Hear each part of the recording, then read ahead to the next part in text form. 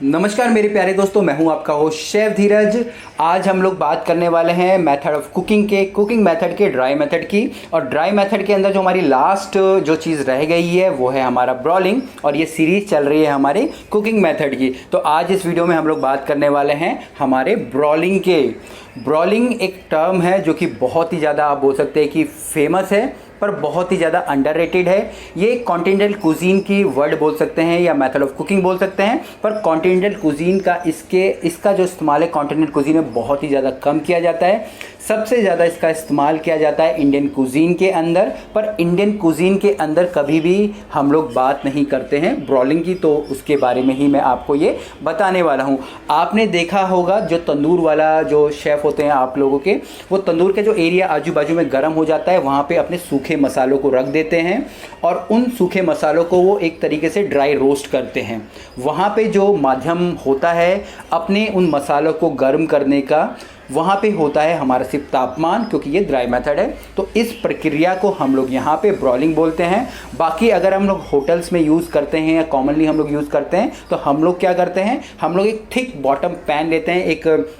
एक आप तवा बोल दीजिए, आप एक पैन बोल दीजिए, जो कि बहुत ही ज़्यादा हैवी होगा। उसको आग पे रखते हैं और उस तवे को गर्म करते हैं। साथ साथ उसके ऊपर हम लोग मसाले डालते हैं और उनको भूनते हैं जब तक कि उसके अंदर की जो खुशबू है वो बाहर ना होने लग जाए। एक प्रकार से आप बोल सकते हैं यहाँ पे हम उन मसालों को भून रहे हैं, पर एक्चुअल में जो टर्म होती है वो भुनना नहीं होता, उसको हमको बोलना होता है ब्रॉलिंग। ये बहुत ही एक अंडररेटेड टर्म है, बट ये बहुत ही ज़्यादा, अगर आप देखेंगे, बहुत ही ज़्यादा हमारे लिए एक हेल्पफुल होती है हमारे इंडियन कुजीन के अंदर। क्योंकि जितने भी मसाले आप लोग देख रहे हैं सबसे पहले वो रोस्ट होते हैं, उसके बाद ही जाके वो पीसे जाते हैं, जो कि हम लोगों को आधी चीज़ें मालूम नहीं होती।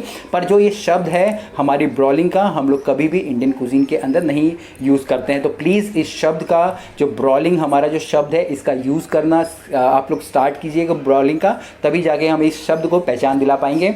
बाकी जब भी आप ब्रॉलिंग कर रहे हैं तो आपको कोशिश करनी है कि आपको एक थिक बॉटम पैन लेना है जिसकी की तली बहुत ही ज़्यादा हैवी हो, नहीं तो आपके जो मसाले जल जाएंगे।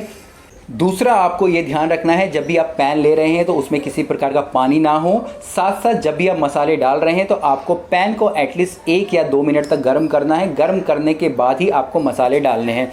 यहाँ पे अगर आपके मसाले छोटे या मोटे हैं, मतलब कि कुछ जैसे कि जीरा हो गया, या मैं बड़ी इलायची बोल रहा हूँ, काली वाली जिसको हम लोग बोलते हैं, तो आपको जो हैवी मसाले हैं या मोटे मसाले उनको पहले डालना है, क्योंकि उनको ज़्यादा समय लगता है। ये नहीं कि आपको सारे मसाले सीधे एक साथ डाल देने हैं, क्योंकि उसमें से जो आधे मसाले होंगे वो जल जाएंगे या ज़्यादा भुन जाएंगे। बाकी जो पतले मसाले होंगे या बेलीफ जैसे अगर मैं बोलूँ वो होंगे, तो वो आपके पहले जल जाएंगे और आपकी आधी चीज़ें जल जाएंगी और आधी चीज़ें आपकी भुन जाएंगी। तो आपको इन चीज़ का ध्यान रखना है। दूसरा, जब भी आपने ये मसाले भुन लिए हैं, आप देखेंगे उनको आपको एक डिग्री तक ही भुनना है। ये ना हो कि आप इतना ज़्यादा भुन दे रहे हैं कि वो बिल्कुल काले पड़ जा रहे हैं, मसालों में से खुशबू आने लग जाए, इसका मतलब होता है वो भुन गए हैं। बस उतने ही तक ही उनको पकाना है। उसके बाद आप चाहे तो मसालों को कहीं अच्छे एक एयर टाइट कंटेनर के डब्बे के अंदर स्टोर करके रखना है, तभी जाके आपके जो मसालों का जो फ्लेवर है वो इंटैक्ट रहेगा। इसके बाद आप उनको पीस के इस्तेमाल कर सकते हैं।